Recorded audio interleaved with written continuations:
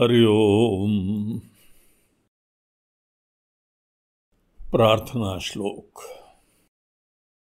शांतं शाश्वतमप्रमेयमनघं निर्वाण शांति प्रदं ब्रह्मा शम्भुफणीन्द्रसेव्यमनिशम् वेदांत वेद्यं विभुं रामाख्यं जगदीश्वरं सुरगुरुं मायामनुष्यं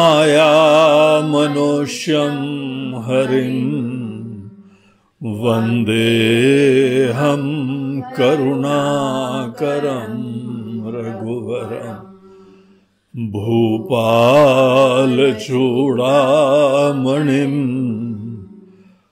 नान्यास्पृहा रघुपते हृदये स्मदीये सत्यं वदामि च भवानखिलान्तरात्मा भक्तिं प्रयच्छ रघुपुङ्गवनिर्भरां मे कामादिदोषरहितं कुरु मानसं च अतुलितबलधामं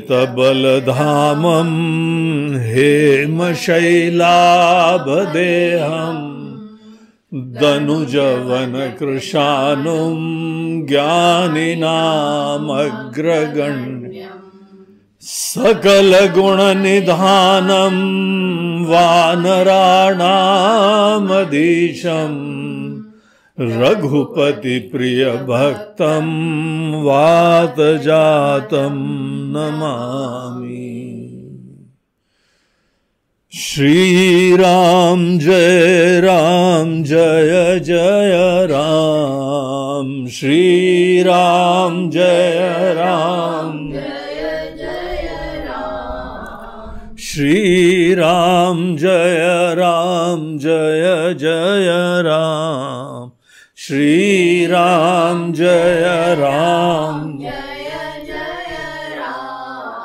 श्री राम जय जय राम, श्री राम जय जय राम, श्री राम जय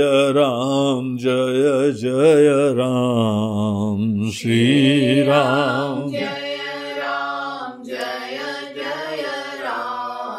श्री राम जय जय राम, श्री राम जय जय राम, श्री राम जय जय राम,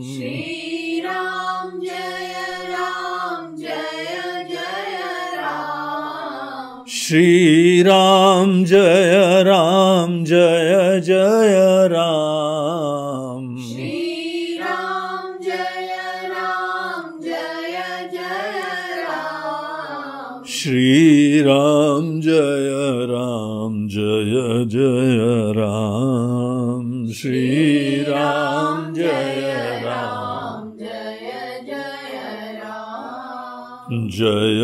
जय राम, जय जय बोलो सियावर रामचंद्र की जय, पवन सुत हनुमान की जय, बोलो भाई सब संतन की जय। नमः पार्वती पतये हर हर महादेव। हरि ओम। कल हम लोग अपने सुंदरकांड के इस प्रसंग में देख रहे थे कि हनुमान जी से जो रावण ने अनेकों प्रश्न करे, एक एक प्रश्न का बहुत ही स्पष्टता से विस्तार से, विवेक से उत्तर दिया। जब भी हनुमान जी बोलते हैं तो आपको हमारा सुझाव है, आप अलर्ट हो जाइए।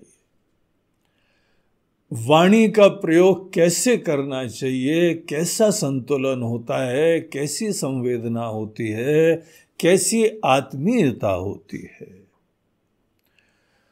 और कैसे एक एक शब्द संतुलित होते हैं, ये द्रष्टव्य है, देखने योग्य है, अनुकरणीय है, सीखने योग्य है, उसी पथ के ऊपर चलने योग्य है। इतनी अद्भुत हनुमान जी की वाणी है।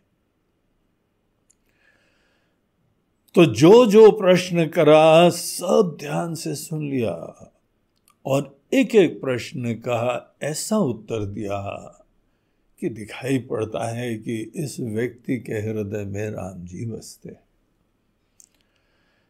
इतनी स्पष्टता से राम जी का दर्शन प्रतिक्षण होता है,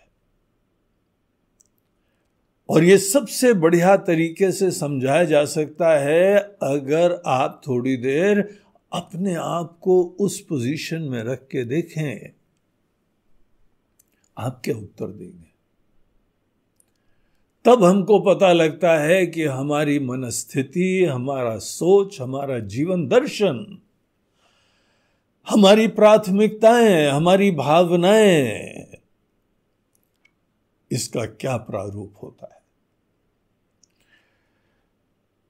उन्होंने तो ये भूल से पूछ लिया, भूल से तो नहीं पूछा, बड़ी हृदय से पूछा, बड़ी जिज्ञासा से पूछा कि तुम हो कौन। और तब हमको पता लगता है कि जो हमारे आचार्य लोग, संत लोग बोलते हैं कि बेटा अपने बारे में अगर आपको सच्चाई जाननी हो,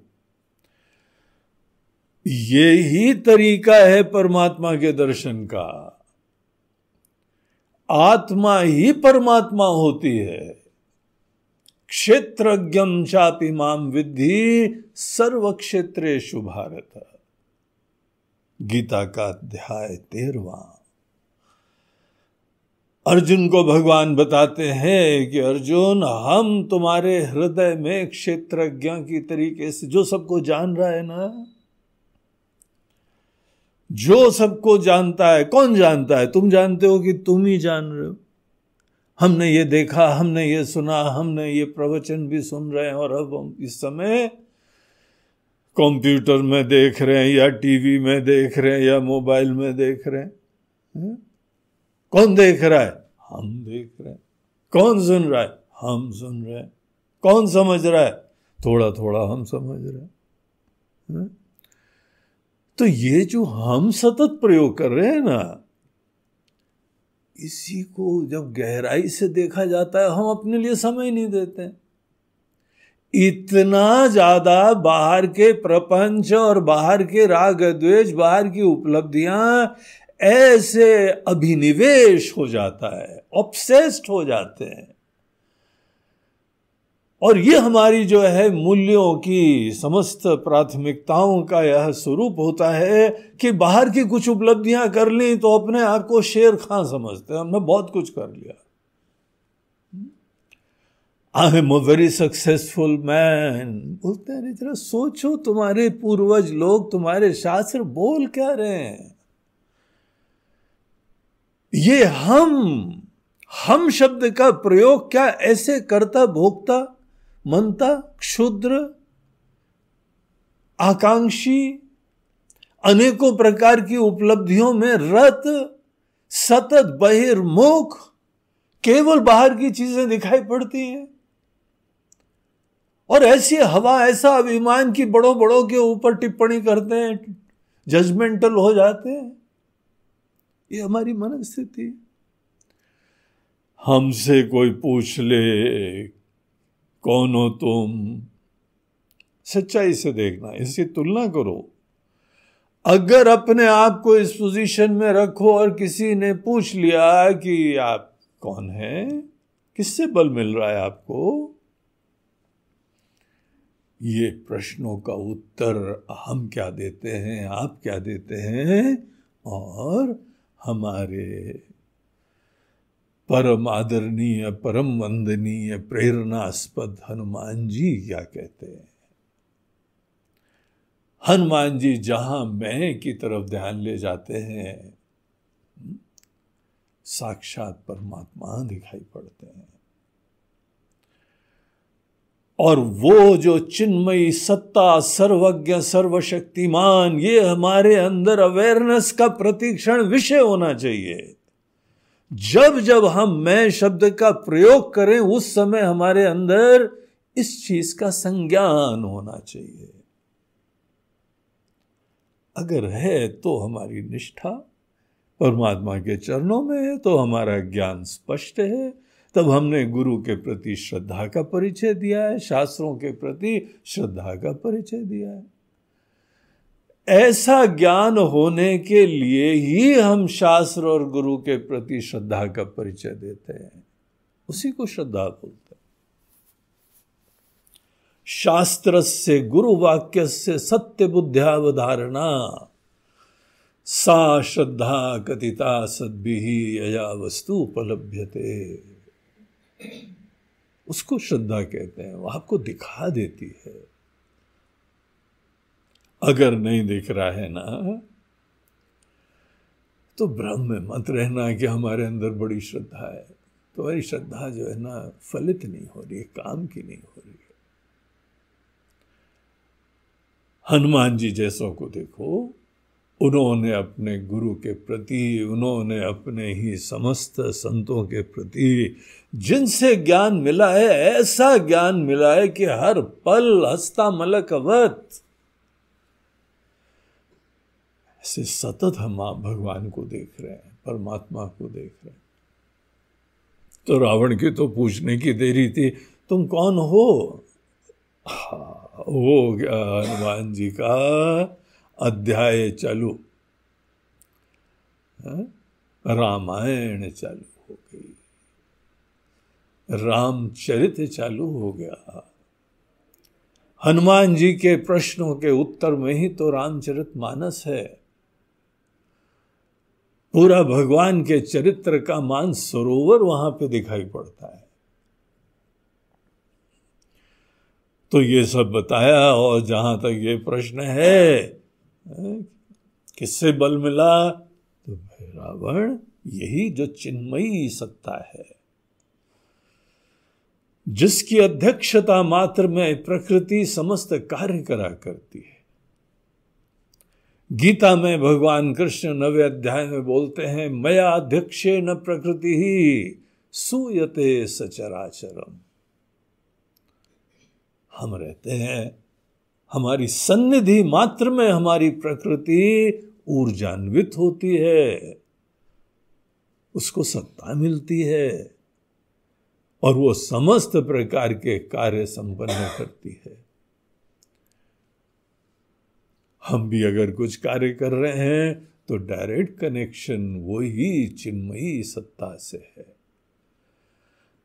हर व्यक्ति को देखना चाहिए। हम क्यों नहीं देख पाते हैं, ये भी विचार करिए। हमारे बाहर की चीजों के प्रति बहुत प्रबल राग है, अटैचमेंट्स है, ऑब्सेशंस है, महत्व की बुद्धि है। और जैसे जो है वह हम लोग को बताया जाता है कि मन न रहे 10-20, हर व्यक्ति का एक ही मन होता है। अगर आपका मन बाहर की चीजों में ही घूमता रहता है तो उसके अंदर अवेयरनेस कैसे होगी? घूमता रहे इसमें भी प्रॉब्लम नहीं है, लेकिन घूमना भी ईश्वर की इच्छा से हो रहा है। आपके समस्त कार्य भगवान को निमित्त बना के, भगवान के निमित्त होकर हो रहे हैं। ये मन में फीलिंग आती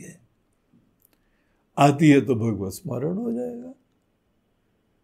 अगर हम जो भी उपलब्धियां कर रहे हैं, हमने कोई सफलता प्राप्त करी, सुख प्राप्त करा, और आप बोले हमने करा हमने करा हमने करा, तो भगवान एकदम डिस्प्लेस हो जाते। मैं की जहां प्रधानता होती है वहां परमात्मा की अवेयरनेस डिस्प्लेस हो जाती है, बाधित हो जाती है। ये बात देखिए। और अगर अपने हृदय में परमात्मा को रखना है तो आपको क्या करना चाहिए? अब ये कोई रहस्य की बात नहीं है, बात बड़ी स्पष्ट हो गई। इसीलिए तो हनुमान जी पूज्य है। रावण को बोलते हैं, रावण तुमने भी जो भी उपलब्धियां प्राप्त करी हैं, जिसकी कृपा से तुमको बल मिला है, वही राम जी है, उन्हीं के हम दूत हैं। हमको ये याद रहता है, हम मैं के ऊपर इसका आरोपण नहीं करते हैं। राम जी खुद हनुमान जी को बाद में बोलते हैं कि हनुमान जी आपके तो हम बड़े ऋणी हैं। अगर कोई बड़े लोग बोल देना ऐसा, संकोच में आना चाहिए, शर्म आनी चाहिए। क्यों महाराज जी आप ऐसी बात कह रहे हैं? ये सच्चाई से कितनी दूर है। हनुमान जी उस समय भगवान के चरणों में गिर जाते हैं, बोलते हैं हमारी रक्षा करिए भगवान, भूल से भी भूल ना करें। कभी भी इस छोटे से मैं को ही हम स्वतंत्र सत्ता ना समझें। हमारे अंदर जो एक यहाँ पे चेतना की अभिव्यक्ति होती है, जीवन तत्व की, व्यक्तित्व की अभिव्यक्ति होती है, हम कभी भी उसको श्रेय न दें, उसको निमित्त समझें, उसको आशीर्वाद का पात्र समझें। क्या क्या स्पष्टता है हनुमान जी के अंदर, प्रेरणास्पद, अनुकरणीय। ऐसी ही प्रार्थना है कि भगवान हनुमान जी के अंदर जितनी ज्ञान की स्पष्टता है, हमको ऐसा ही आशीर्वाद मिले। यही नहीं है कि ये सब चीजें बोलते हैं, और जहां तक जो है तुमने राक्षसों को क्यों मारा और ऐसा ये पेड़ क्यों तोड़ दिए, बोलते हैं इसमें कौन बड़ी बात है भाई, वानर शरीर है, भूख लगी इसलिए खा लिए, वानर शरीर है, 2-4 पेड़ तोड़ दिए। क्या तुम्हारे वहां कभी कोई वानर नहीं आया क्या? इतनी आसक्ति है तुमको अपने पेड़ों पे, अपने गार्डन के साथ। सब पशु पक्षियों को भी, अब वहां चिड़िया भी आके फल तोड़ेंगे तो तुम्हारी रात को नींद खराब हो जाएगी। चिड़ियों के लिए फल है, वानरों के लिए अनेकों पेड़ हैं, और हम रहते ही पेड़ों में, शाखा मृग हैं। तो ये कोई पूछने की बात है क्या? ये छोटी सी बात है। ये सब प्रश्नों का उत्तर दिया, बड़े हर उत्तर में भक्ति टपक कर रही है, ओत प्रोत है। उनकी वाणी बिल्कुल जलेबी है, जलेबी। जैसे जलेबी के अंदर चाशनी इन एंड थ्रू भरी रहती, ऊपर नीचे दाएं बाएं अंदर बाहर, ऐसे हनुमान जी की जब जब वाणी होती है उसके अंदर भगवान का ज्ञान और विवेक और भक्ति ओतप्रोत रहती। ये सब बात बता के जिसके अंदर ये ज्ञान होता है ना, परमात्मा का ज्ञान, परमात्मा हमारे हृदय में हमारी आत्मा की तरह से बैठे हुए हैं, ये जान के अपने ही जीव भाव का निषेध हो जाता है, विसर्जन हो जाता है। और ऐसे लोग जो हैं भगवान के निमित्त बन के, जैसे भगवान ही बोल रहे हैं उनके थ्रू। हमारा सौभाग्य है कि यहाँ पे कोई ऐसे ज्ञानवान हैं, हमको उनकी सन्निधि का सौभाग्य मिला, और सीधे भगवान ही बोल रहे हैं। अब भगवान किसी से डरते डराते थोड़ी। हनुमान जी को क्या डर, रावण बैठो या कोई बैठो, यमराज भी बैठो। तो बहुत ही शांति से, संतुलन से, जो अपने आप को जीव समझे ना, छोटा समझे, वो असुरक्षित भी होता है, उसी को मृत्यु का डर होता है। तो ऐसे शांत, संतुलित, विवेकी, और बाद में उसी को उपदेश भी देते हैं बहुत प्रेम से, बड़ी आत्मीयता से। व्यक्तिगत कोई भी आक्षेप या पीड़ाएं कोई मैटर ही नहीं करती। बिनती करऊं जोरी कर रावण, हे रावण तुमको हम विनती करते तुम्हारे हित के लिए, तुम केवल अपना अभिमान त्यागो और थोड़ा ध्यान से सुनना, ईगो मत आने दो, यहाँ पे अपनी हवा मत आने दो। ये जो हवा होता है ना, ये अभिमान होता है, मार डालता है, खत्म कर देता है, कहीं का नहीं छोड़ता है। ऊपर से बहुत ही विशिष्ट दिखाई पड़ता है, लेकिन कैंसर है, ये खत्म कर देता है। तो ये तुम बहुत ध्यान से अपना अभिमान को किनारे करके अपना हमारी बात को सोचो। अपने परिवार के लिए, अपने खुद यश कीर्ति के लिए, अपने ही शरीर के जो धारण करने के प्रयोजन के लिए, ब्रह्म तजि भजऊ भगति भयहारी, भक्तों का जो भय खत्म कर देते हैं, निर्भीक कर देते हैं, ऐसे का ही बड़े आदर से स्मरण करना ही भजन होता है। इतने भजन होता है। उनका भजन करो मतलब ऐसे दिव्य परमात्मा तत्व की अवेयरनेस रखो, आदर से अवेयरनेस रखो, बहुत प्रगाढ़ आदर से महत्व दो, वही सार है, इतना समझना भजन है। देखिए भजन की क्या परिभाषा है। हम लोग जो है वो हर चीजों में अनेकों नासमझी से युक्त होने के वजह से नहीं लक्ष्य जानते हैं, नहीं भजन भी जानते हैं। भजन मतलब हाँ भाई ले आओ पेटी, ले आओ तबला, ले आओ मजीरा। हम तो हनुमान जी के भक्त हैं भैया, और इसीलिए हमने इन चीजों का आश्रय नहीं लिया भजन करने के लिए। हम जो भी हैं, जैसी वाणी है, जैसा हमारा सुर है, हम प्रेम से, भाव से गाने को भजन कहते हैं। इसी प्रकार से रावण तुम भजन करो, बस मन के अंदर भ्रम ही एकमात्र कारण है। और जब हम गुरु के पास जाते हैं ना, तो हमारे अंदर असंभावना, संशय और विपर्य, पहले तो पता ही नहीं होता है, फिर संशय होते हैं उसके बारे में, और फिर भिन्न भिन्न पुरानी आदतें होती हैं। इन चीजों को ही निपटाना होता है केवल। जहां अवेयरनेस हुई, जहां संशय दूर हुआ, जहां भ्रम दूर हुआ, और जहां हमारी पुरानी आदतें खत्म हुई, हम जग गए। जगने के लिए ही तो प्रक्रिया है। आत्मा वारे दृष्टव्यः श्रोतव्यः मंतव्यः निदिध्यासितव्यः। केवल ध्यान से सुनो, अच्छी तरह मनन करो और उसी को आत्मसात करो, और कुछ नहीं होता, यही भजन होता है। और आप जिस समय वेदांत का श्रवण कर रहे हो, चिंतन कर रहे हो, आपकी भजन की परिभाषा ऐसी होनी चाहिए, उस समय आप बहुत उत्कृष्ट प्रकार का भजन कर रहे हैं। अगर आपके अंदर महिमा, श्रद्धा, महत्व बना रहा तो इस प्रकार से भजन करो, बस महत्व की बुद्धि रखो।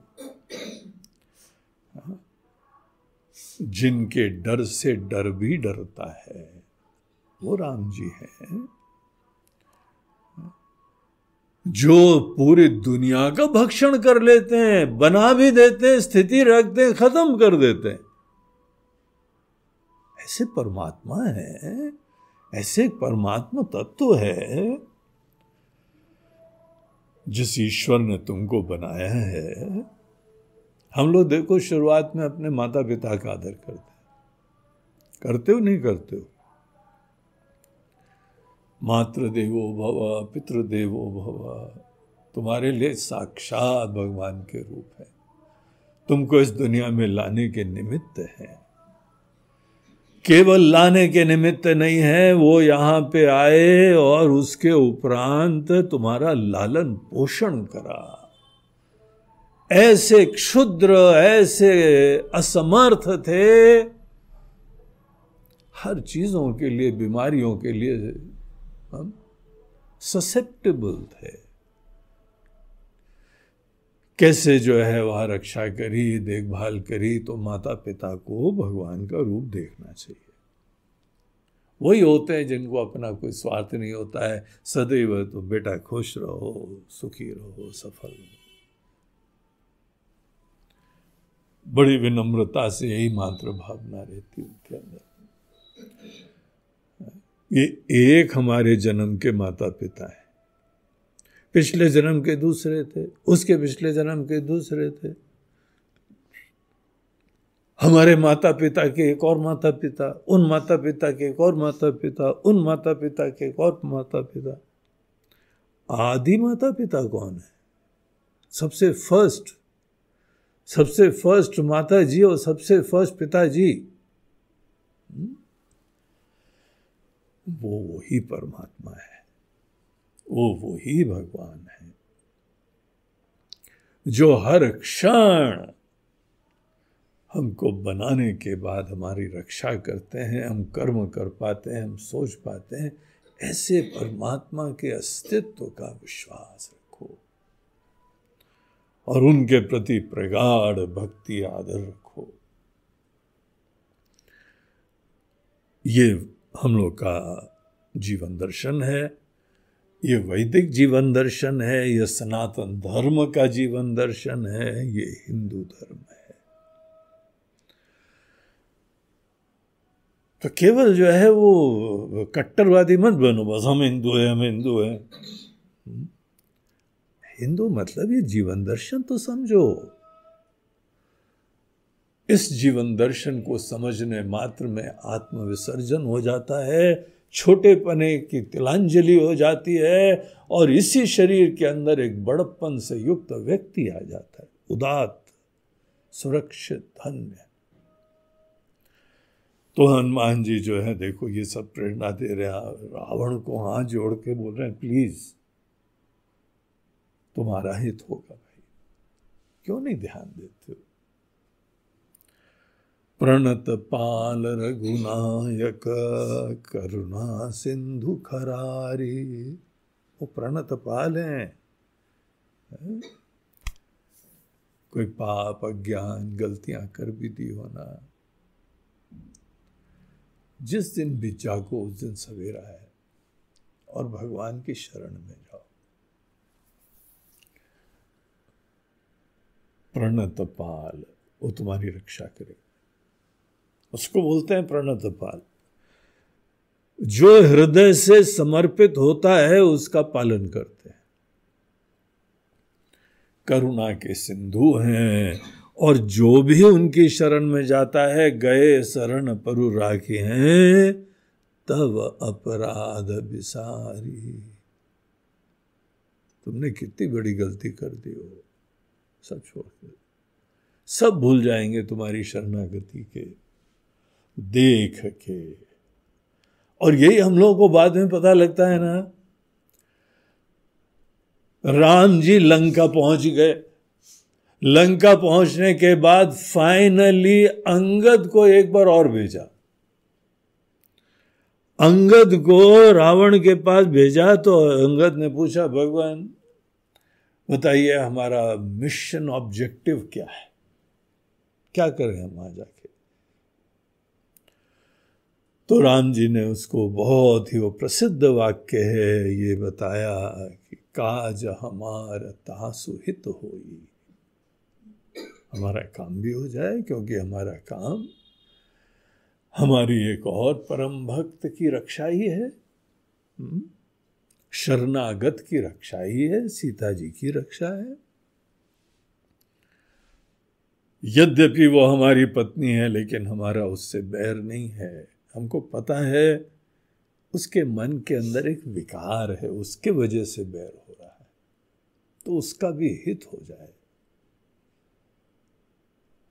क्या बात है, क्या उदारता है, क्या करुणा है। निश्चित रूप से तब अपराधी बिसारी करुणा सिंधु खरारी। ये भगवान को इस दृष्टि से देखना चाहिए। तो ये बोल के देखिए 22वें दोहे के आगे हम लोग अब पाठ करते हैं। राम चरण पंकज उर धरहु, लंका अचल राजु तुम करहु। ऋषि पुलस्ति जसु विमल मयंका, तेहि शशि महु जनि होहु कलंका। राम नाम बिनु गिरा न सोहा, देखु बिचारी त्यागी मद मोह। बस नहीं न नहीं सोह सुरारी, सब भूषण भूषित बरना।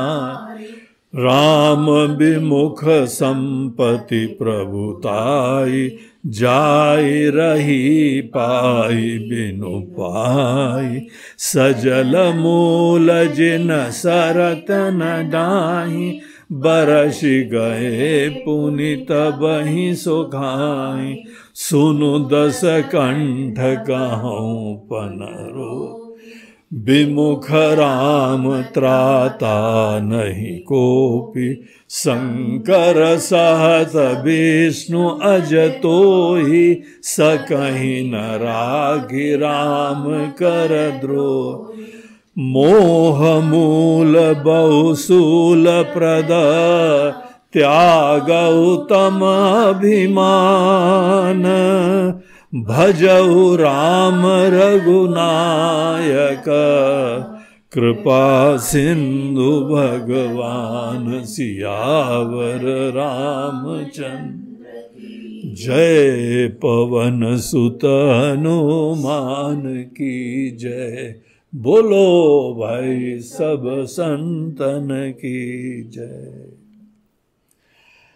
आगे हनुमान जी बोल रहे हैं रावण से कि राम चरण पंकज उर धरहु।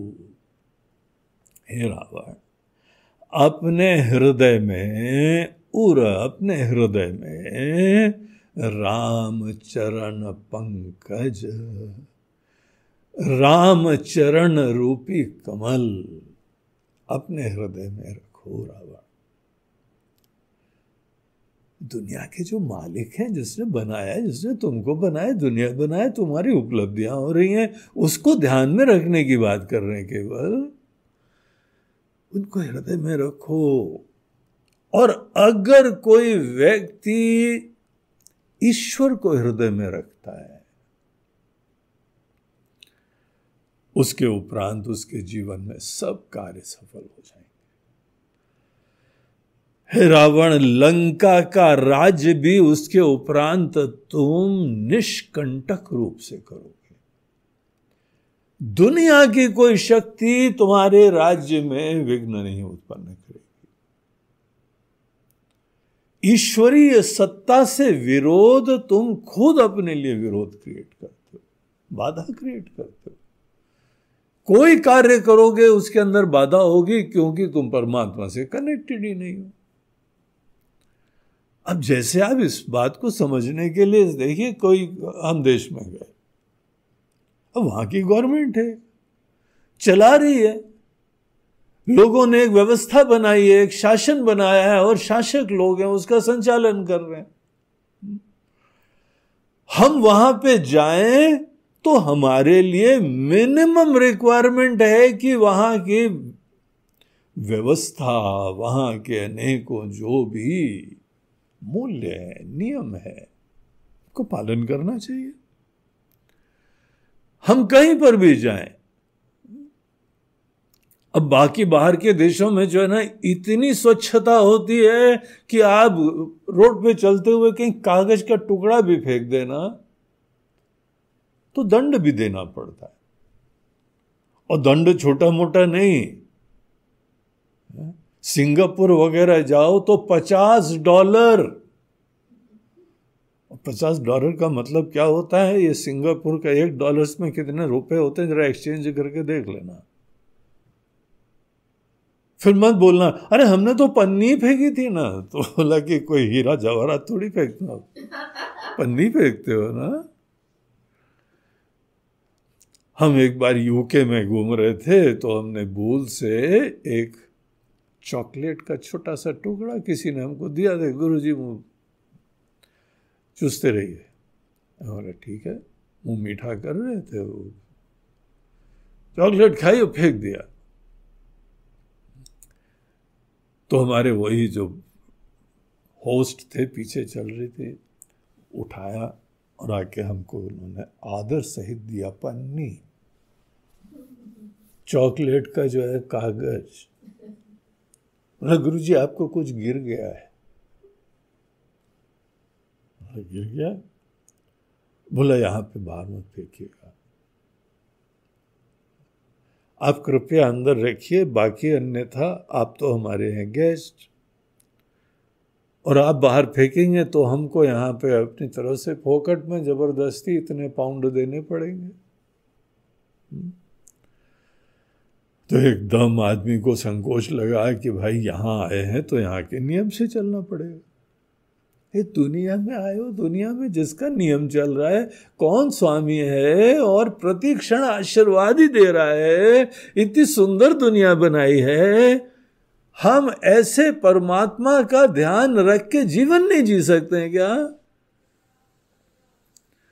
हे रावण, तुम लंका का निष्कंटक राज्य आराम से जी सकते हो, यहां भी उसका पालन कर सकते हो, और हमको पता है आपका कुल कितना महान है। ऋषि पुलस्त्य जसु विमल मयंका, पुलस्त्य ऋषि जी के कुल के अंदर है, और पुलस्त्य ऋषि जी का जो यश है वो एक विमल चंद्रमा जैसा है।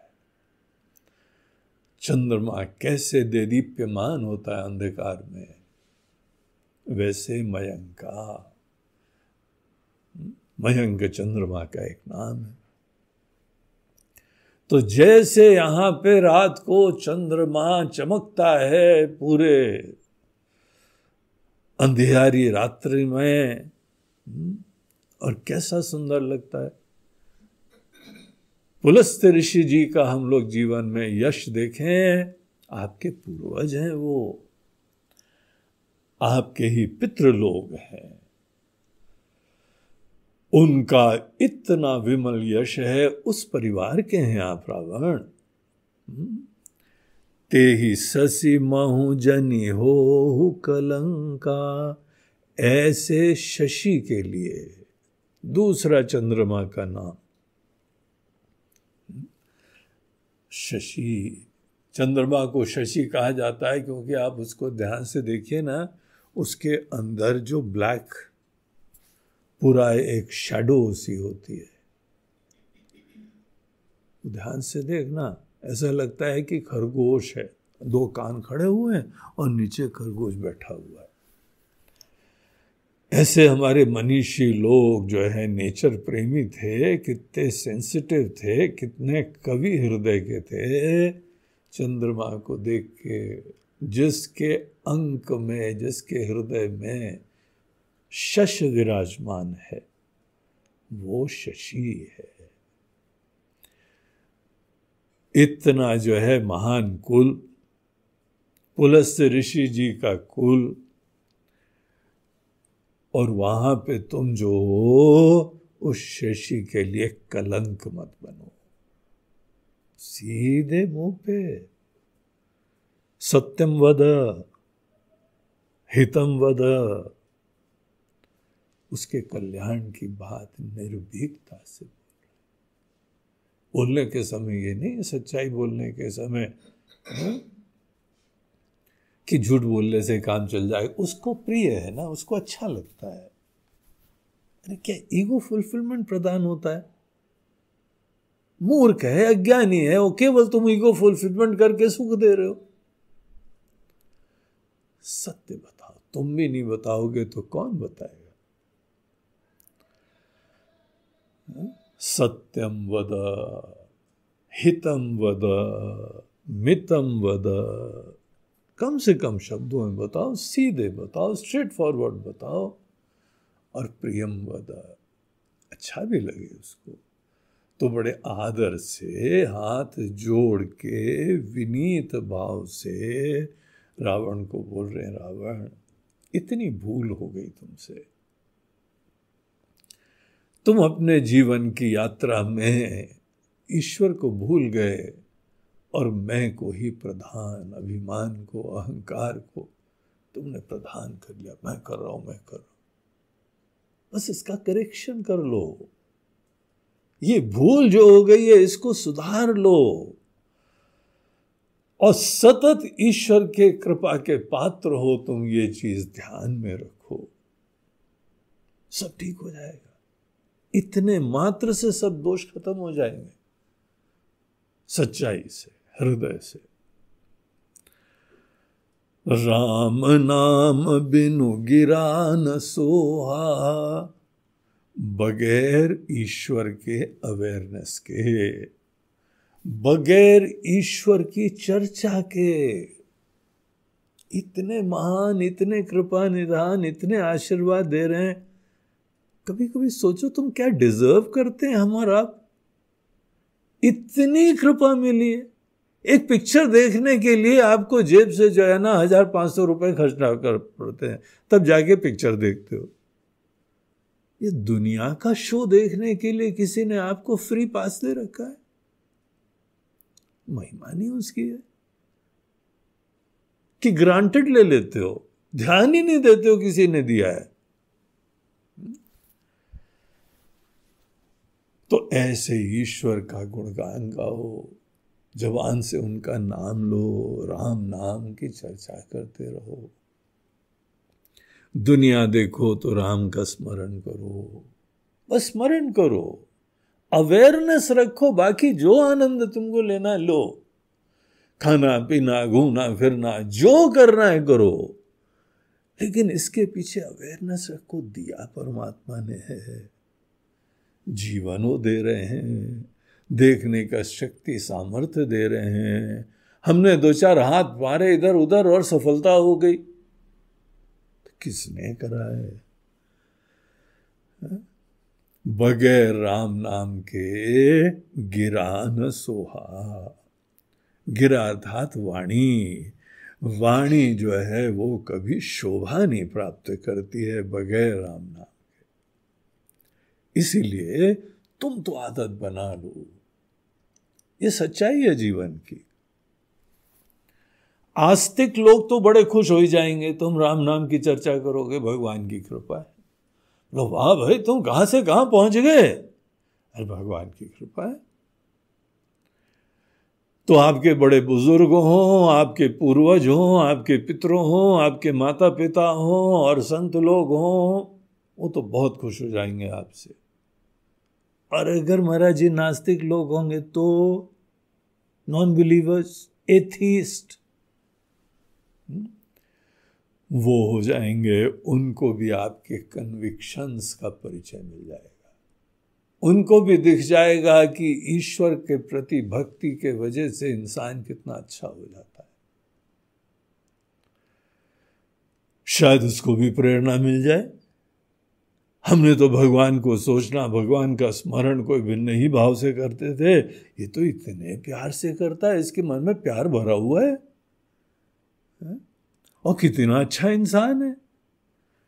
इंसान की अच्छाई भी हो जाती है, उसके अंदर प्यार भी हो जाता है, निर्भीकता हो जाती है, निश्चिंतता हो जाती, और क्या चाहिए? तो आमने सामने आपको आस्तिक मिले या नास्तिक मिले, आप तो राम नाम की चर्चा मौका पड़ना चाहिए। और बाय द वे किसी ने पूछ लिया है कि आप कौन, तो आपको मसाला मिल गया। जिसने ये दुनिया बनाई है और जो है वो सबको संचालित कर रहा है, ऐसे परमात्मा का ध्यान होने लगे, फिर धीमे से बोल दो हम उसके ही सेवक हैं। सीधे बोल दो कि राम जी के सेवक हैं, उसे पता ही नहीं लगता है तुमको राम जी का कुछ ज्ञान व्यान भी है कि नहीं है।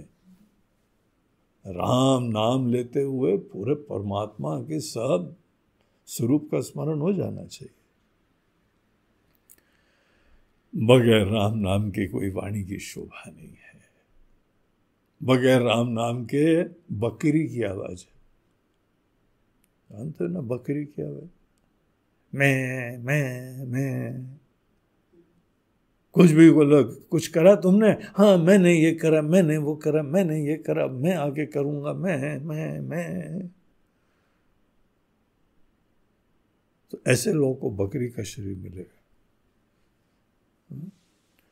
तुम्हारा शरीर जो है ना, चेहरा हटा के बकरी का चेहरा लगा दे, वो ज्यादा अनुरूप होगा। फिर बकरी को माफ है, वो बे करे तो चलता है, तुमको थोड़ी शोभा देता है मैं। राम नाम बिनु गिरा न सोहा, देखी विचारी त्यागी मद मोहा। हमको पता है राम नाम के स्मरण में, जप में, भजन में बाधा क्या है। त्यागी मद मोहा, मद और मोह, इसीलिए इनको छोड़ो, बाकी फिर आसान हो जाएगा। मोह बोलते हैं उल्टे ज्ञान को, विपरीत ज्ञान को। जो तुम्हारा निश्चय है सब उल्टा है, उल्टा पुल्टा। देखा ना एक टीवी में शो, उल्टा पुल्टा, सब ज्ञान उल्टा पुल्टा है। ना अपने आप को जानो, ना दुनिया को जानो, ना ईश्वर को जानो। राम जी एक बार जो है वो लक्ष्मण जी को जब अरण्य कांड में उपदेश दे रहे थे, जिस प्रसंग को राम गीता के नाम से जाना जाता है, जैसे भगवत गीता कृष्ण जी ने बोली ना, राम जी ने लक्ष्मण जी को भी गीता सुनाई है, वो राम गीता है। अरण्य कांड का प्रसंग है। पंपा सरोवर में स्नान वान करके पेड़ के नीचे बैठे थे, उस समय बढ़िया बढ़िया जो है ना वो लक्ष्मण फल तोड़ के ले आए, तो राम जी विश्राम की मुद्रा में थे, फल खा रहे थे। उस समय लक्ष्मण जी ने सोचा बहुत बढ़िया टाइम है, और कोई इतने सुंदर प्रश्न करे।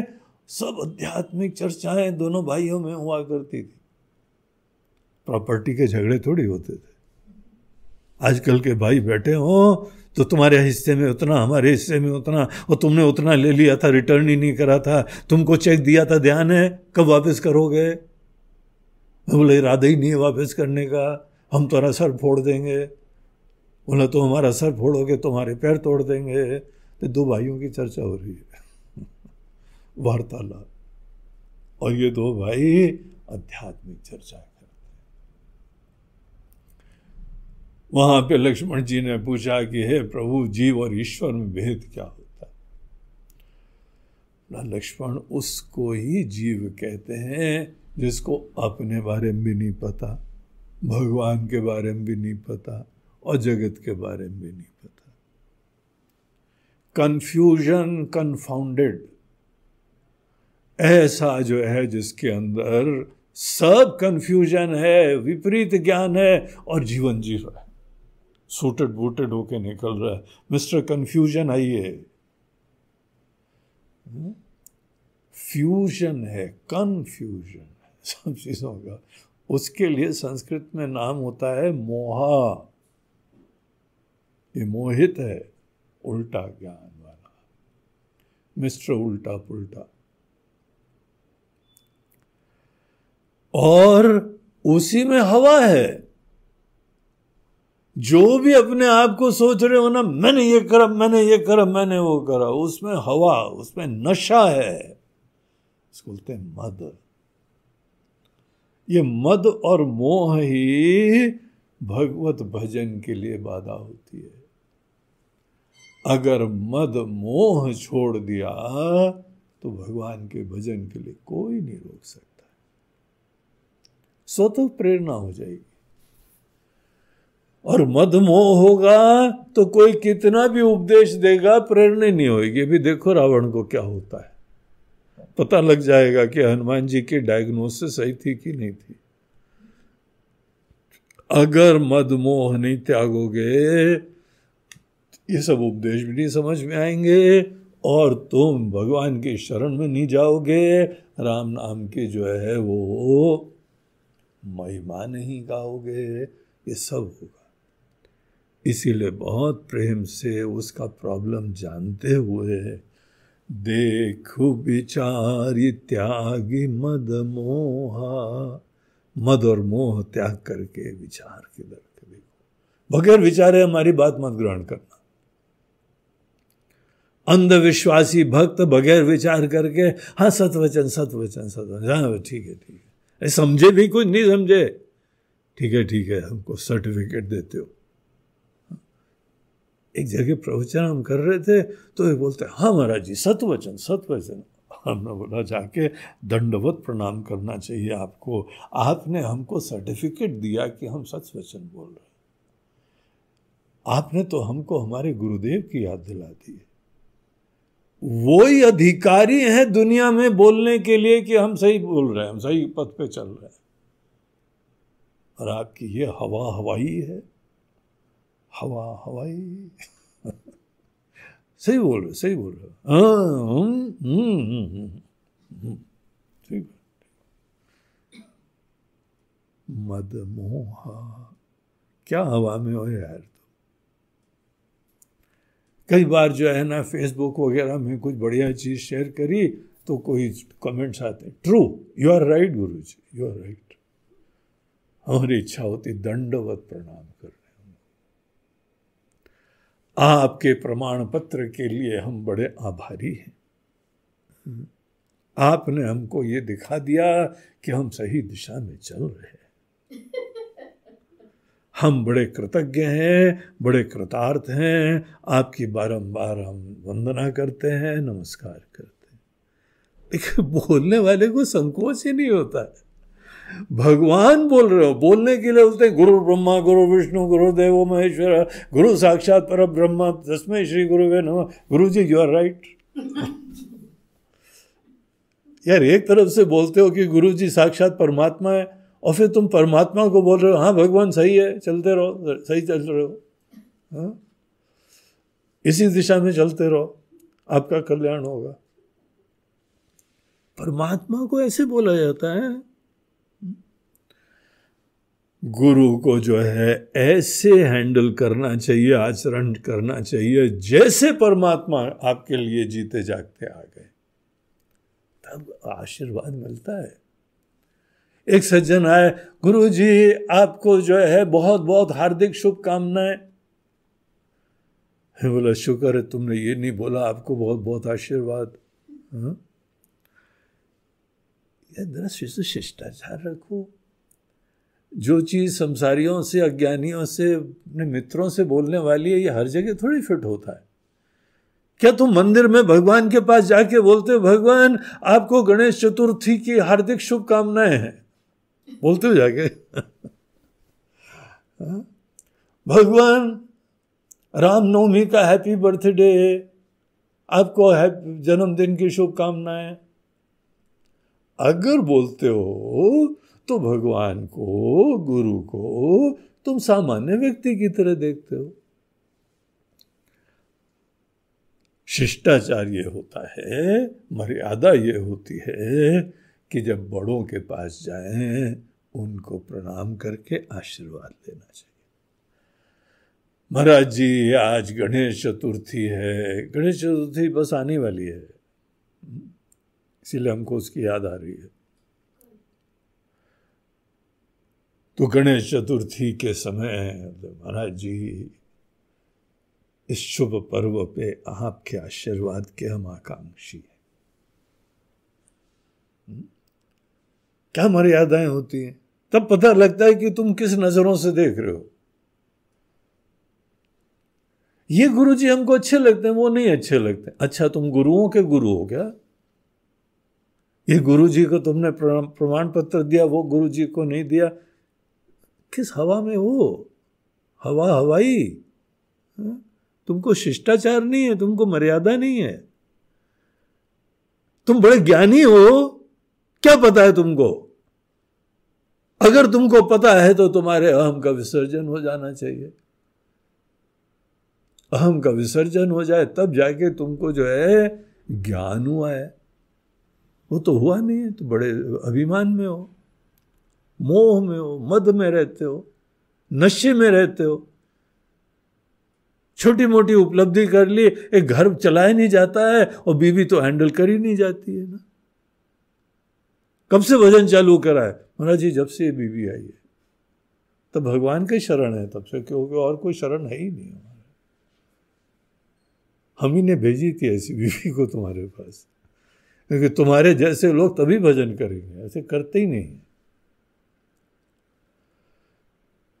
और भगवान के ऊपर कमेंट कसते हो, संतों के ऊपर, सन्यासियों के ऊपर कमेंट कसते हो, ये अच्छे हैं ये बुरे हैं।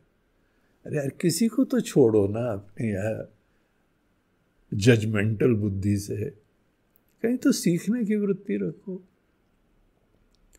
हे रावण, अपना मद और मोह ये ही भजन में बाधा होता है। ईश्वर की महिमा का स्मरण करने के लिए बाधा हमारी ही अपनी इमेज होती है, धारणा होती है। इसीलिए तुमको निवेदन कर रहे हैं, देख विचार त्यागी मद मोहा। देखो राम जी के बगैर जहां पे जिस वाणी में भगवान का सुगंध नहीं है, जिस वाणी के अंदर भगवान का नाम नहीं है, वो शोभा नहीं देती है।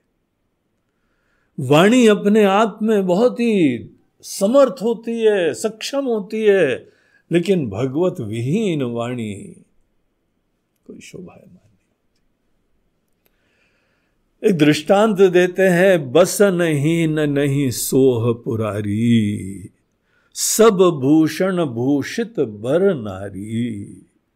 एक नारी सोचो, नारी ईश्वर की एक बड़ी दिव्य सृष्टि है, मातृत्व है, सृजन करती है, पालन करती है, संवेदनशील होती है, आत्मीयता होती है। और कोई नारी पूरी नग्न हो और केवल अनेकों भूषण पहने हो, उसको सुंदर कोई कहेगा क्या?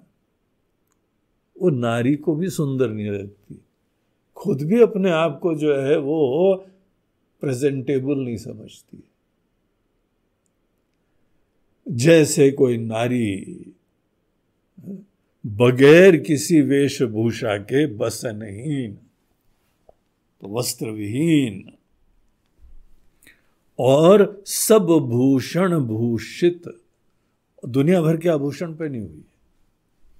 न चले शॉपिंग के लिए, बोलते हाँ चलो, तो शॉपिंग के लिए इस रूप में जा रही, कौन नारी जाएगी? उसको खुद ही नहीं अच्छा लगता, किसी वेस्टर्न सोसाइटी में भी नहीं अच्छा लगता। यद्यपि धीमे धीमे कपड़े छोटे होते जा रहे हैं, पूरे नहीं निकलते, क्योंकि उसको खुद ही नहीं अच्छा, शोभायमान नहीं होते। एक दृष्टांत है, वैसे ही वाणी बगैर ईश्वर के नाम के, ईश्वर के भजन के, ईश्वर की अवेयरनेस के अच्छा ही नहीं लगता है। तो ऐसी जो है वह राम विमुख संपत्ति प्रभुताई। और तुमने अगर बहुत संपत्ति आदि जीवन में जमा करी है, काफ़ी धन जमा कर लिया है, कमाई कर ली है, घर अच्छा कर लिया है, गाड़ी अच्छी कर ली है, और इतने इनसिक्योर हो कि आगे की सिक्योरिटी भी तुमने जुगाड़ कर ली। जो बहुत सिक्योरिटी की व्यवस्था करता है वो अपने अंदर बहुत इनसिक्योर होता है, क्योंकि इनसिक्योर है इसीलिए तो सिक्योरिटी जमा करते हैं। तुमने बहुत संपत्ति जमा कर लिया, बहुत ही सर उठा के आराम से घूम फिर सकते हो, राम विमुख संपत्ति प्रभुताई, और जो प्रभुताई भी है, ऐश्वर्य भी है, यश है, कीर्ति है।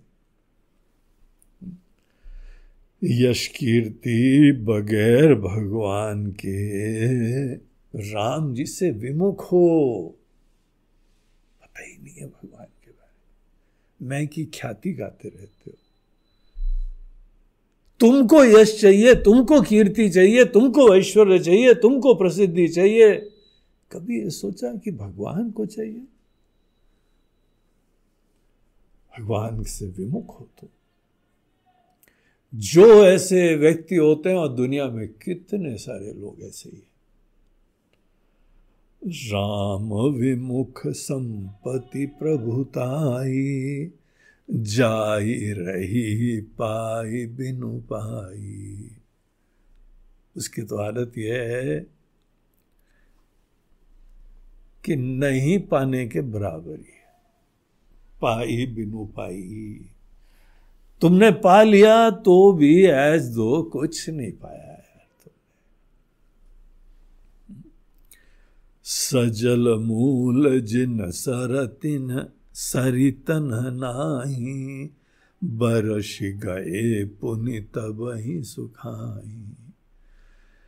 ईश्वर की अवेयरनेस, ईश्वर का भान, ईश्वर का भजन, ईश्वर के अस्तित्व की श्रद्धा इस प्रकार से होती है जैसे कि एक पहाड़ों की नदी हो। पहाड़ों की नदी और लोकल नदी में क्या फर्क है? हमारे यहां पर जो है वो हिमालय में गंगा जी हैं, मंदाकिनी है, कितनी सारी वहां नदियां हैं ना, उनका जल सूखता ही नहीं है, सतत प्रवाहित होती रहती हैं, सतत दुनिया को आशीर्वाद देती रहती हैं, क्योंकि उनके पीछे अक्षय स्रोत विराजमान है। राम भक्त ऐसे होते हैं, ईश्वर के मानने वाले ऐसे होते हैं, उनके जीवन में उत्साह, उमंग, खुशियां अक्षय रहती, क्योंकि पीछे राम जी भगवान है। और राम विमुख जो होते हैं उनका क्या हाल है? वो लोग तो जो है वो ऐसी सरिताएं हैं, ऐसी नदियां हैं, बरसी गए पुनि तब ही सुखाई। बरसाती नदी है, बरसाती नदी देखी है ना, कैसे बरसात में पानी लबालब भरा हुआ है। 2 महीने बाद आइए, पधारो हमारे देश, फिर तो यहां से नदी के अंदर से गाड़ी चली जाएगी, सब सूख गई। जीवन की ऊर्जा, जीवन का स्रोत, जीवन की खुशियां राम जी से विमुख होने पे सब शीघ्र ही खत्म हो जाती। आनंद बाहर की उपलब्धियों से नहीं, आनंद ईश्वर के सेवक होके लिया जाता है। जिस समय हमारे अभी के जो प्रधानमंत्री हैं ना, वो पहली बार पार्लियामेंट में गए, एकमात्र व्यक्ति देश में, कितने नेता लोग हैं, इन्होंने वहां पे जाके माथा टेका।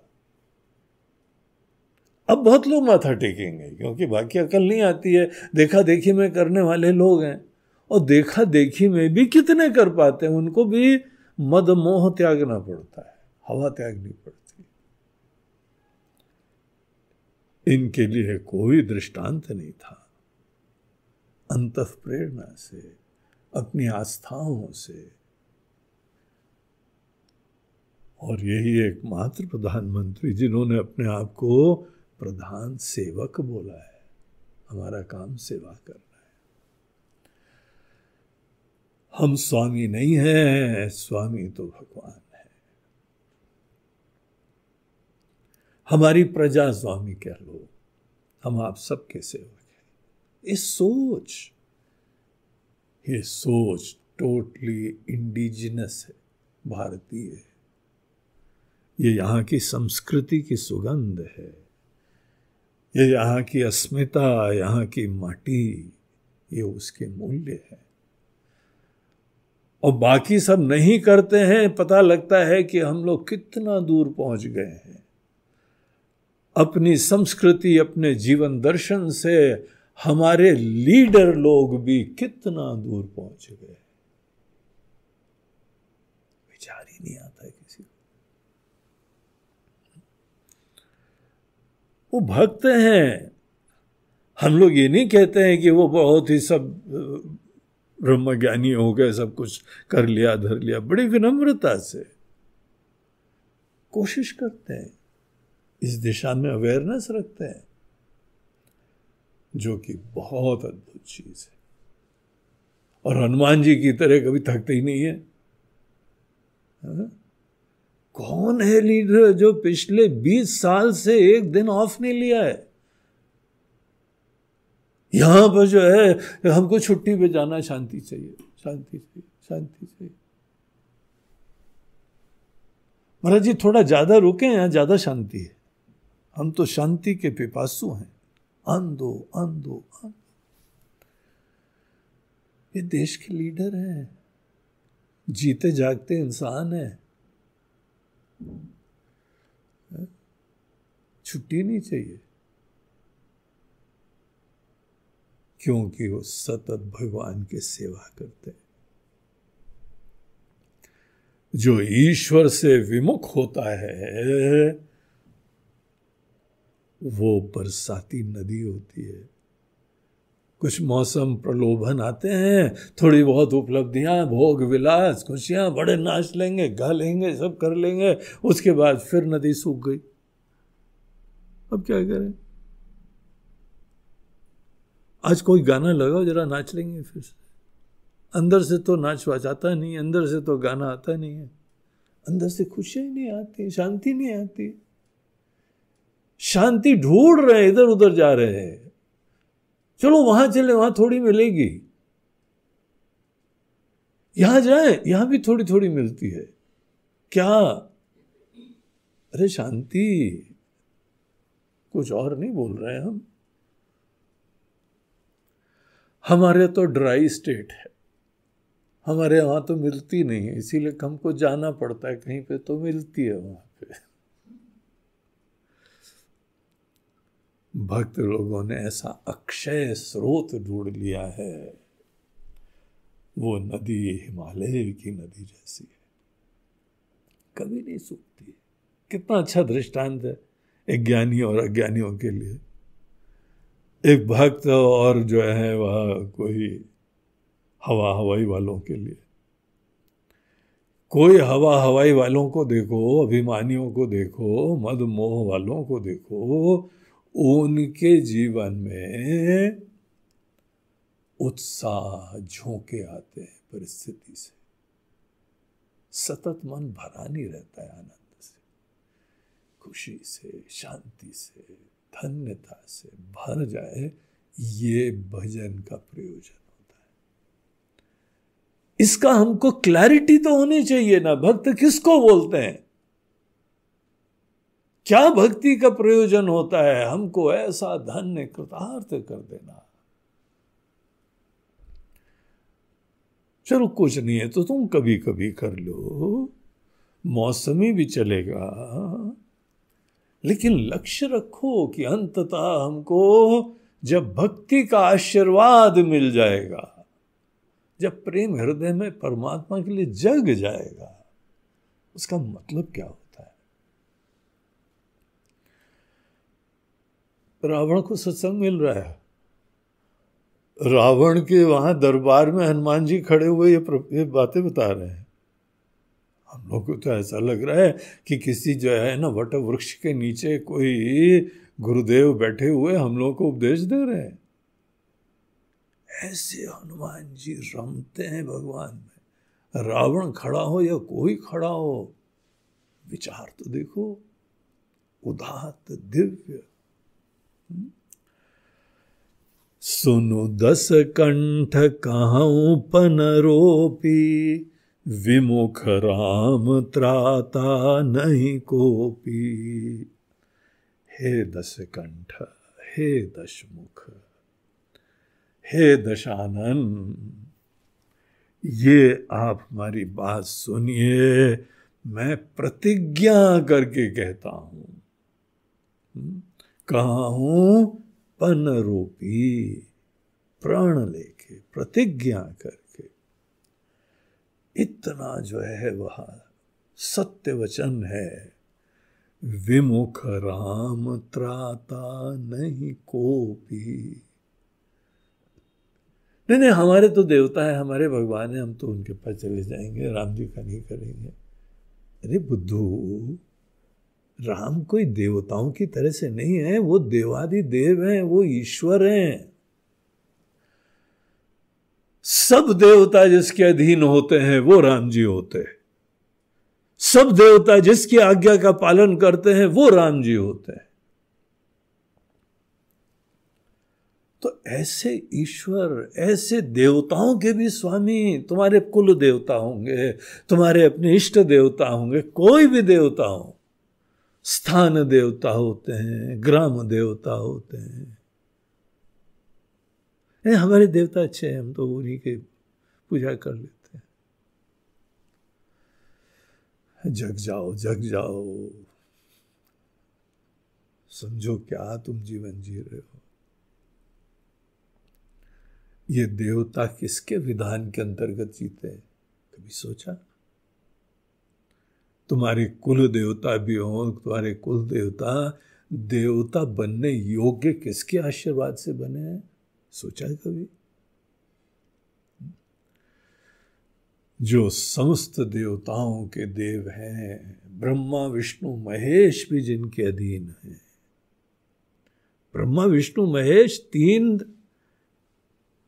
कार्य नाम है, एक रोल्स है, और समस्त रोल्स के पीछे दिव्य सत्ता का अस्तित्व होता है। सर्वेश्वर, जगदीश्वर, उनको राम देखो।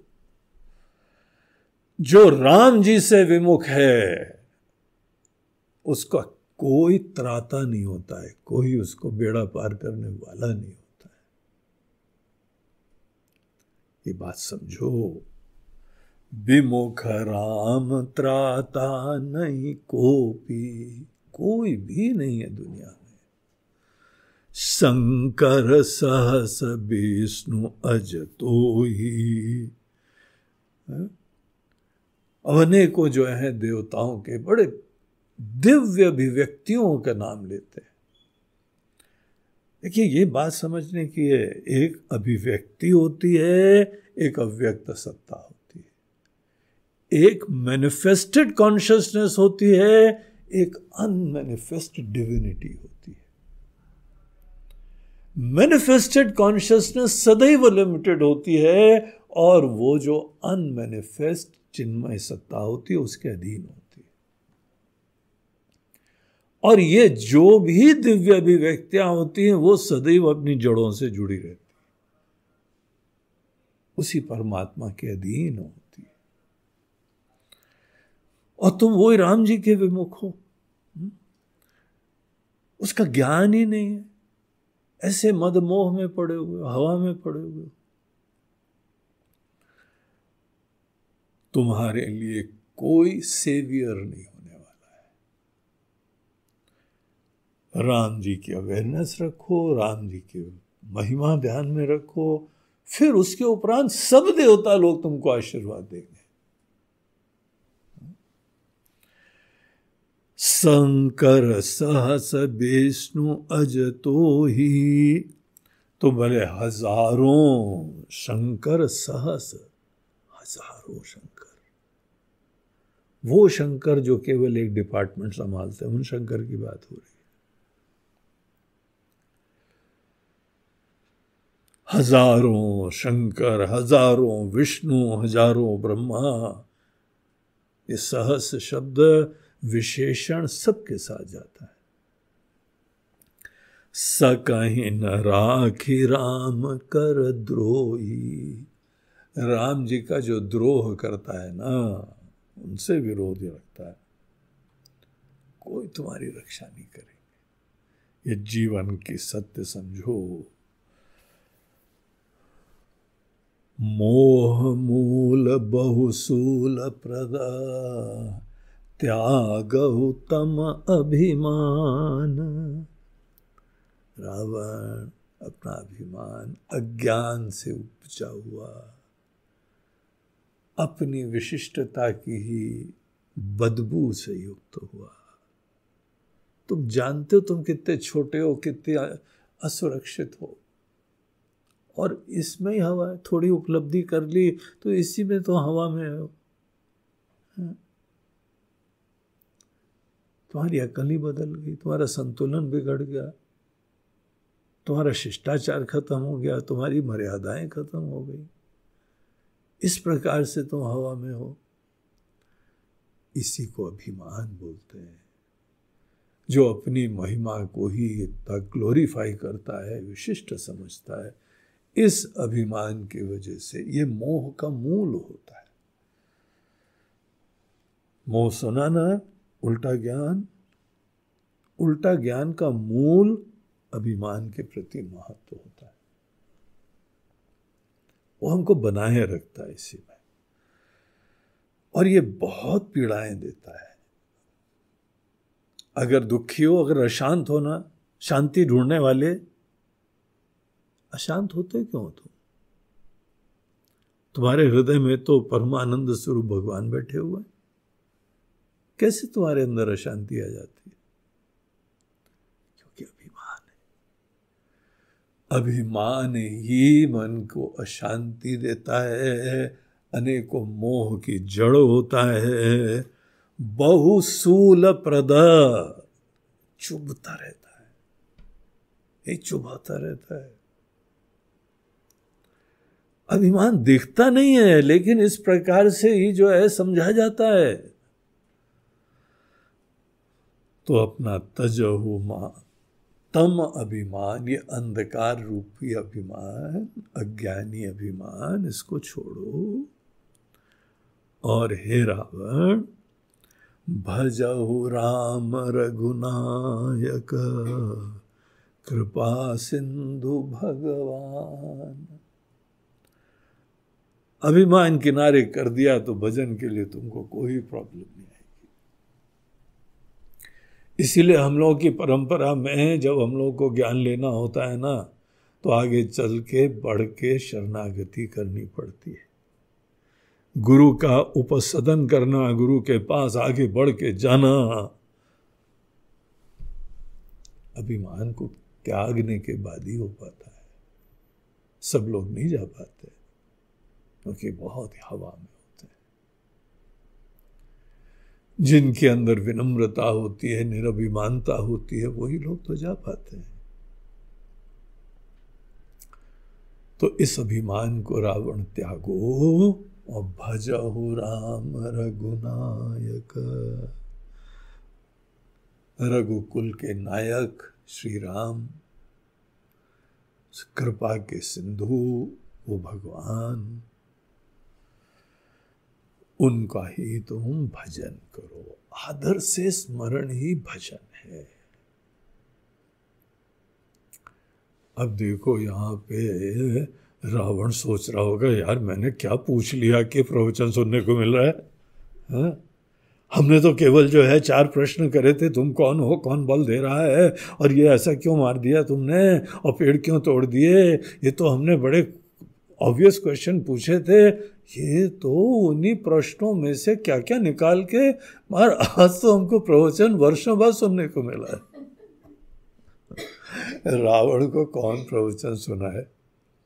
हनुमान जी जैसा ही कोई होना चाहिए बजरंगबली, वही हनुमान जी के रावण के सामने खड़े होकर उनको ज्ञान सुना सकता है। बाकी ज्ञान सुनाने वाले डर जाते हैं, संकोच में आ जाते। लेकिन हनुमान जी ने स्पष्टता से उसको उपदेश दिया, अपना परिचय और उसके हित का उपदेश दिया। आगे फिर क्या होता है, बहुत इंटरेस्टिंग। हनुमान जी के ऐसे अद्भुत ज्ञान के उपदेश, और हम लोग भी बार बार ये पढ़े ना प्रसंग, हमारे अंदर भी ज्ञान हो जाए। इतना सुंदर प्रसंग है। अब पता लग रहा है ना सुंदरकांड सुंदर क्यों है। ऐसे ऐसे उपदेश, ऐसे ऐसी भक्ति, ऐसे ऐसा सत्संग प्राप्त होता है जहां। तो इस तरीके से ये 23वें हम लोग दोहे तक पहुंचे और रावण को दिव्य उपदेश प्राप्त हुआ। हनुमान जी ने सही डायग्नोसिस करी थी। तजहु मद मोहा, हम देख रहे हैं तुम्हारे अंदर बड़ी हवा है, तुम्हारी आभाई दिखाई पड़ रही है चेहरे की, कितनी हवा है, हवा हवाई। कैसा उल्टा ज्ञान है, कैसा ईगो है, कैसा अभिमान है, जहां केवल आत्मख्याति होती और कोई ख्याति नहीं होती। इसीलिए हमने तुमको खासकर बोला इसको त्याग दो। लेकिन मद त्यागना, मोह त्यागना, अभिमान त्यागना, जब तक इंसान खुद नहीं चाहे कोई नहीं त्याग करवा सकता है। रावण चाहता है क्या? अभी इरादा है क्या? हाँ सही बोल रहे हैं, सही बोल रहे हैं, चलो छोड़ो, अभिमान विमान छोड़ देंगे, चलो। अच्छे अच्छे जो है वो सात्विक लोग, भक्त लोग, सन्यासी लोग, वो भी अपना मोह मद और अभिमान आदि किनारे कर ही नहीं पाते हैं। बहुत जटिल होता है, बहुत सूक्ष्म होता है। अब रावण के अंदर जो है कितना ज्ञान था, कितनी विद्वत्ता थी। अनेकों लोग रावण भक्त हैं, और रावण की जय हो, रावण बड़ा महान था, रावण ने तो बहुत प्रेम से सीता जी से बात करी और राम जी के हित के लिए बात करी, जय हो जय हो।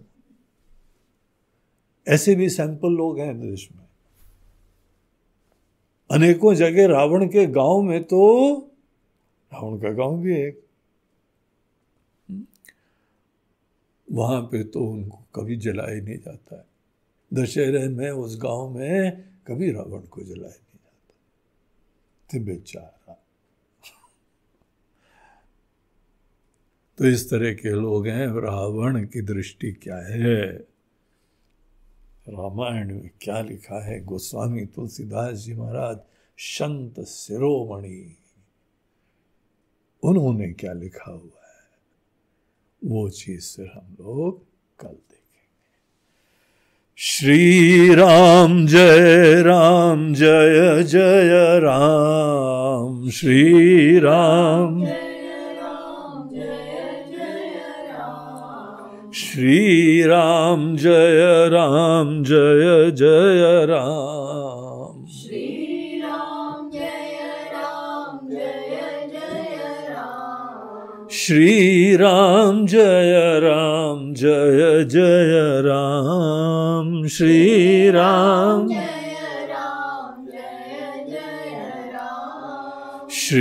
राम जय राम, श्री राम जय जय राम,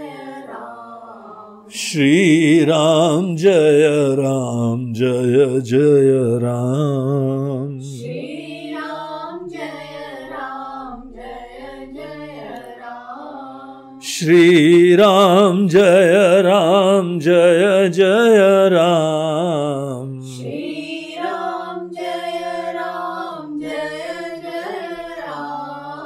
श्री राम जय राम, श्री राम जय जय राम,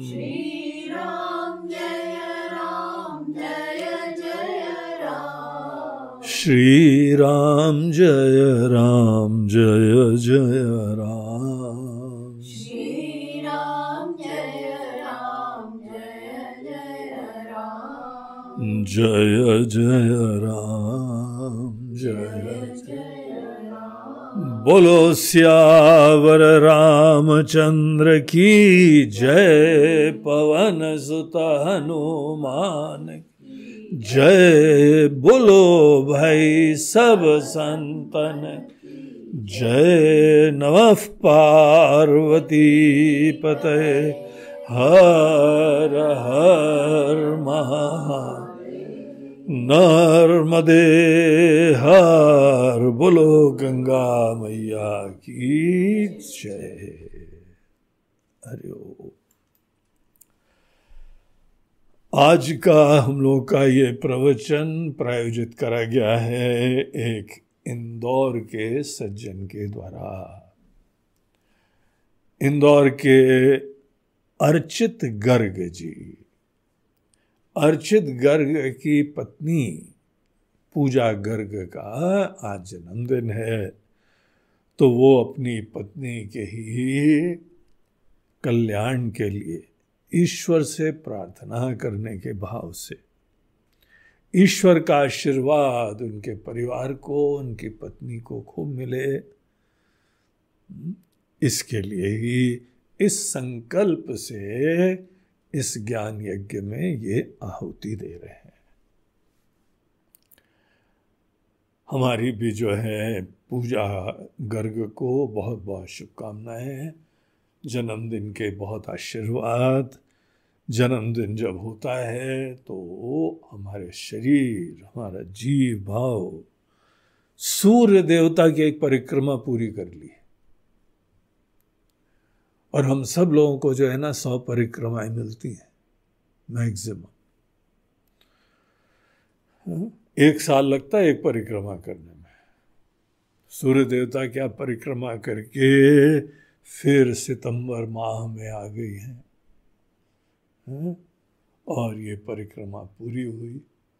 आपकी इस परिक्रमा से भी अगर सूर्य देवता का ध्यान रखा हो तो बहुत पुण्य मिल जाएगा। परिक्रमा सदैव भगवान के चारों तरफ करनी चाहिए। मंदिर में भी जाते हैं ना तो गर्भगृह की परिक्रमा करते हैं। मथुरा वृंदावन जाइए तो वहां पे उस पहाड़ के परिक्रमा करते हैं। नर्मदा जी की परिक्रमा होती है। परिक्रमा मतलब भगवान को मध्य में रख के यात्रा, और सतत उनका स्मरण बनाए रखो। अगर आपको किसी ने ये पहले बताया होगा तो आपका हर जन्मदिन में एक अनुष्ठान पूरा होगा, एक परिक्रमा पूरी। और कम से कम आप लकी हैं, आपको ये बात जो है आज पता लग गई है। अब इस जन्मदिन पे सोचेगा भी परिक्रमा आज से चालू। सूर्य देवता आपका आशीर्वाद हमारे परिवार पे बना रहे, का नाम ही पूजा है। सूर्य देवता की पूजा करो, और सवेरे सवेरे उठ को एक आदत बना लो, सूर्य देवता को जल दिया करो, सूर्य देवता को अर्घ्य दो, और फिर अपनी परिक्रमा चालू रखो। और अगले सितंबर तक आपका एक बहुत ही महान धार्मिक पर्व अनुष्ठान संपन्न हो जाएगा। और ये अपार ईश्वर की कृपा आपको भी मिलेगी, आपके परिवार को मिलेगी, आपके पति देव को भी मिलेगी, जिन्होंने आपके लिए ये संकल्प करके आहुति दी। तो बहुत बहुत शुभकामनाएं आपको और आपके परिवार को। हरि ओम तत्सत।